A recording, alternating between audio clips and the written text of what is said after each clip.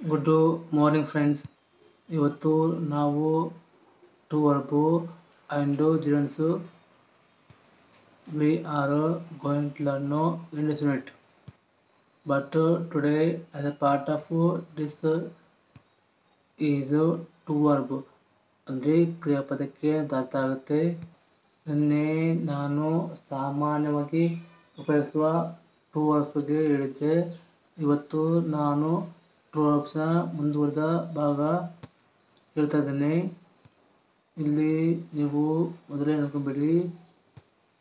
ಅಂದರೆ ನಾನು ಈಗ ಹೇಳ್ತಾ ಇರೋದು ಟು ವರ್ಬ್ಸು ಆ್ಯಂಡ್ ಅಂದರೆ ಅವುಗಳ ಅರ್ಥವನ್ನು ಹೇಳ್ತಾ ಇದ್ದೀನಿ. ಜೊತೆಗೆ ಯಾವ ಟೈಪ್ನ ವರ್ಬನ್ನ ಯೂಸ್ ಮಾಡಬೇಕು ಅಂತ ಹೇಳ್ತಿದ್ದೀನಿ. ಇಲ್ಲಿ ಪ್ರಾರಂಭದಲ್ಲಿ ಟು ಬಿ ಡನ್ ಅದರ ಅರ್ಥ ಮುಂದೆ ಮಾಡಲಾಗುವುದು ಅಂತಾಗುತ್ತೆ. ಇದನ್ನ ನಾವು ಪ್ಯಾಸಿವ್ ವರ್ಬಲ್ಲಿ ಹೇಳಬೇಕಾಗುತ್ತೆ. ಮುಂದುವರೆದು ಟು ಹ್ಯಾವ್ ಡನ್ ಅಂದರೆ ಮುಂದೆ ಮಾಡಬೇಕು ಅಂತ ಇದ್ದಾಗ ನಾವು ಹೇಳ್ಬೇಕು ಟು ಹ್ಯಾವ್ ಡನ್ ಆಗುತ್ತೆ. ಇದು ಪರ್ಫೆಕ್ಟ್ ಟೆನ್ಸ್ ಆಗುತ್ತೆ, ಪರ್ಫೆಕ್ಟ್ ವರ್ಬ್ನ ಆಗುತ್ತೆ. ಮುಂದುವರೆದು to have been done. To have been done ಅಂದರೆ ಮುಂದೆ ಮಾಡಲಾಗಬಹುದು ಅನ್ನಬೇಕಾದರೆ ನಾವು ಟು ಹ್ಯಾವ್ ಬೀನ್ ಡನ್ ಆಗುತ್ತೆ. ಅದನ್ನೇ ಕನ್ನಡದಲ್ಲಿ ಹೇಳ್ಬೇಕಾದ್ರೆ ಮುಂದೆ ಮಾಡಲಾಗಬಹುದು ಅಂತ ಆಗುತ್ತೆ. ಇದು ಪರ್ಫೆಕ್ಟ್ ವರ್ಬ್ ಆಗುತ್ತೆ. ಆಮೇಲೆ ಪರ್ಫೆಕ್ಟ್ ವರ್ಬಲ್ಲಿ ಪ್ಯಾಸಿವ್ ಆಗಿ ಹೇಳಲಿಕ್ಕೆ ಬರುತ್ತೆ ಅಂತ ಹೇಳ್ತಿದ್ದೀನಿ. ಇನ್ಮೇಲೆ ನಾವು ಟು ವರ್ಬ್ ಆ್ಯಂಡ್ ಅವುಗಳ ಜೊತೆಗೆ ಸೆಂಟೆನ್ಸು ಅಂದರೆ ವಾಕ್ಯನ ಕ್ರಿಯೇಟ್ ಮಾಡಿ ತಿಳ್ಕೊಬೇಕಾಗುತ್ತೆ ಅಂತ ಹೇಳ್ತಾ ಇದ್ದೀನಿ. ನಾನು ಕೆಲವು ಸೆಂಟೆನ್ಸು ಕ್ರಿಯೇಟ್ ಮಾಡಿದ್ದೀನಿ, ಅದನ್ನು ನಿಮಗೆ ತೋರಿಸ್ತಾ ಇದ್ದೀನಿ. ನೀವು ಉಪಯೋಗ ಮಾಡಿದರೆ ಗೊತ್ತಾಗುತ್ತೆ. ಇಲ್ಲಿ ಡಿಫ್ರೆಂಟು ಟೈಪ್ಸ್ ಆಫ್ ಫಾರ್ಮ್ಯಾಟ್ ಇದೆ. ಇಲ್ಲಿ ಪ್ರಾರಂಭದಲ್ಲಿ ಸೆಕ್ಷನ್ ಎ ಇಲ್ಲಿ to verb plus B plus noun ಇದೆ. ಅದಕ್ಕೆ ಸಂಬಂಧಪಟ್ಟ ಎಕ್ಸಾಂಪಲ್ಸನ್ನ ತೋರಿಸ್ತಾ ಇದ್ದೀನಿ. ಎಕ್ಸಾಂಪಲ್ ನಂಬರ್ 1 ಅಲ್ಲಿ to learn English is very easy ಅಂದರೆ ಇಂಗ್ಲೀಷ್ ಕಲಿಯುವುದು ತುಂಬ ಸರಳವಾಗಿದೆ ಅಂತ ಆಗುತ್ತೆ. ಮುಂದುವರೆದು ಎಕ್ಸಾಂಪಲು ನಂಬರ್ 2 ಅಲ್ಲಿ ಹೇಳ್ತಾ ಇದ್ದೀನಿ. To learn Hindi is easy ಅಂದರೆ ಅರ್ಥ ಹಿಂದಿ ಕಲಿಯುವುದು ಸರಳ ಅಂತ ಹೇಳೋಕ್ಕಾಗುತ್ತೆ. ನೆಕ್ಸ್ಟ್ ಎಕ್ಸಾಂಪಲ್ ನಂಬರ್ 3 ಅದು ಟು ಫಾರ್ಗಿವ್ ಈಸ್ ಡಿವೈನ್ ಅಂದರೆ ಕ್ಷಮಿಸುವುದು ದೈವಿಕ ಅಂತ ಅರ್ಥ ಬರುತ್ತೆ. ಇಲ್ಲಿ ಫಾರ್ಗಿವ್ ಅಂದರೆ ಕ್ಷಮಿಸುವಂತಾಗುತ್ತೆ, ಡಿವೈನ್ ಅಂದರೆ ದೈವಿಕ ಅಂತ ಆಗುತ್ತೆ ಅಂತ ಹೇಳ್ತಾ ಇದ್ದೀನಿ. ಮುಂದುವರೆದು ಸೆಕ್ಷನ್ ಎ ಸೆಂಟೆನ್ಸ್ ಫಾರ್ಮೆಟಲ್ಲಿ ಕನ್ನಡವನ್ನು ಅದೇ ಎಕ್ಸಾಂಪಲ್ ನಂಬರ್ 3 ಹೇಳ್ತಾ ಇದ್ದೀನಿ. To be or not to be ಇದು ಪ್ರಾಬ್ಲಮ್ ಅದೇ ಕನ್ನಡದಲ್ಲಿ ಇರುವುದು ಅಥವಾ ಇಲ್ಲದಿರುವುದು ಅಂತ ಸಮಸ್ಯೆ ಇರ್ಬೋದು. ಮತ್ತೊಮ್ಮೆ ಹೇಳ್ತೀನಿ. To be or not to be ಇದು ಪ್ರಾಬ್ಲಮ್ ಅಂದರೆ ಇರುವುದು ಅಥವಾ ಇಲ್ಲದಿರುವುದು ಸಮಸ್ಯೆ ಅಂತ ಹೇಳಬೇಕಾದ್ರೆ ನಾವು ಇದನ್ನು ಹೇಳ್ಬೋದು. ಮುಂದುವರೆದು ಎಕ್ಸಾಂಪಲ್ ನಂಬರ್ 4 ಹೇಳ್ತೀನಿ. To be done or not to be done in life ಅಂದರೆ ಕನ್ನಡದಲ್ಲಿ ಮಾಡುವುದು ಅಥವಾ ಮಾಡಕೂಡದು ಜೀವನದಲ್ಲಿ ಅಂತ ಹೇಳಲಿಕ್ಕೆ ಇದನ್ನು ಹೇಳಬೇಕಾಗುತ್ತೆ. ಮುಂದುವರೆದು ಎಕ್ಸಾಂಪಲ್ಲು ನಂಬರ್ 5 ಹೇಳ್ತಾ ಇದ್ದೀನಿ. ಟು ಬಿ ವಿತ್ ಯು ಇದು delightful. To be with you ಇದು ಡಿಲೈಟ್ಫುಲ್ ಅಂದರೆ ನಿನ್ನೊಡನೆ ಇರುವುದು ಆನಂದದಾಯಕ ಅಂತಾಗುತ್ತೆ. ಇಲ್ಲಿ ಆನಂದದಾಯಕ ಅಂದರೆ ಕನ್ನಡದಲ್ಲಿ ಕ್ಷಮಿಸಿ ಕನ್ನಡದಲ್ಲಿ ಡಿಲೈಟ್ಫುಲ್ ಅಂದರೆ ಆನಂದದಾಯಕ ಅಂತಾಗುತ್ತೆ. ಹಾಗೆ ವಿತ್ ಯು ಅಂದರೆ ನಿನ್ನೊಡನೆ ಅಂತಾಗುತ್ತೆ. ನಿಮಗೆ ಗೊತ್ತಾಯಿತು ಅಂತ ನಾನು ಅಂದ್ಕೊಂಡಿದ್ದೀನಿ. ನೆಕ್ಸ್ಟು ಸೆಂಟೆನ್ಸು ಫಾರ್ಮೆಟು ಈಸು ಬಿ ಇಲ್ಲಿ subject plus verb plus verb ಇದೆ. ಜೊತೆಗೆ ಎಕ್ಸಾಂಪಲ್ ಅಂತ ಕೊಟ್ಟಿದ್ದೀನಿ ನೋಡ್ಕೊಳ್ಳಿ. ಎಕ್ಸಾಂಪಲ್ ನಂಬರ್ 1 ಅಲ್ಲಿ ಇಟ್ಟು ಬಿಗ್ಯಾನ್ ಟು ರೈನ್ ಅಂದರೆ ಮಳೆ ಬರಲು ಪ್ರಾರಂಭವಾಯಿತು ಅಥವಾ ಆರಂಭವಾಯಿತು ಅಂತಾಗುತ್ತೆ.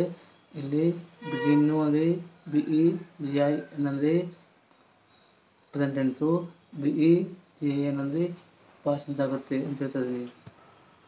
ಹಾಗೆಯೇ ಪಾಸ್ಟ್ ಪಾರ್ಟಿಸಿಪಲ್ ಕೂಡ ಬಿಗ್ಯಾನ್ ಮಾಡಬೇಕಾಗುತ್ತೆ.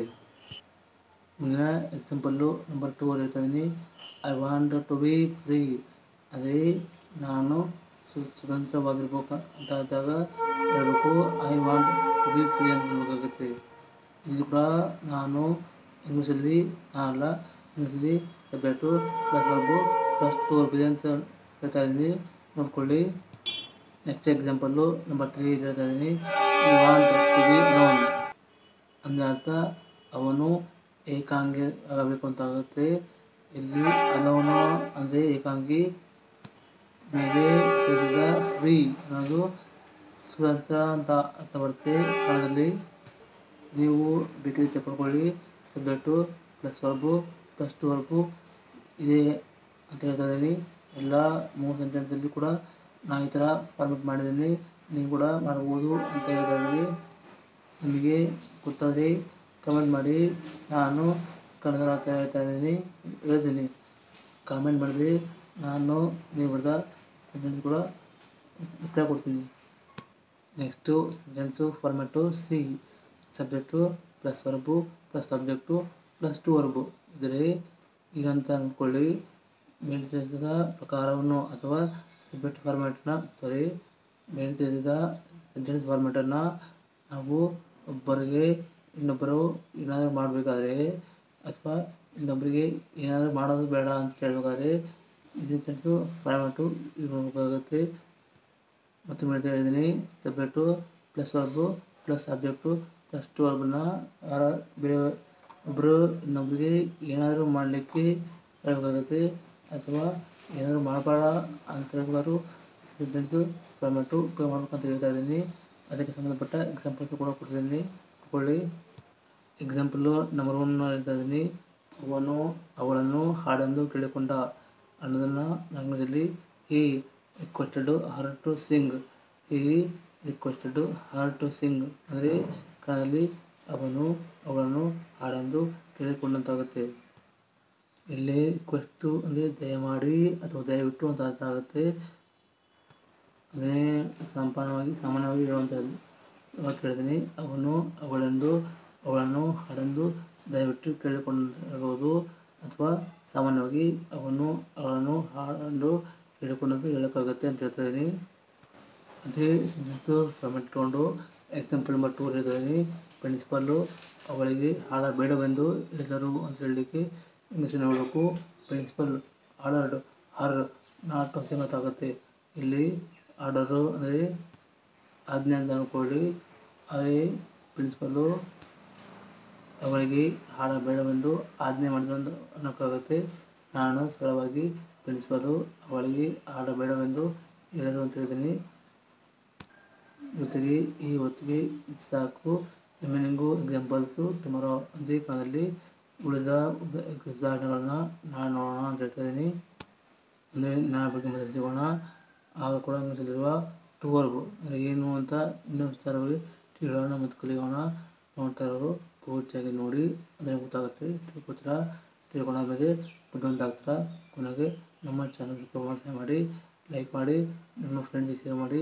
ಮೈ last word is thank you very very much.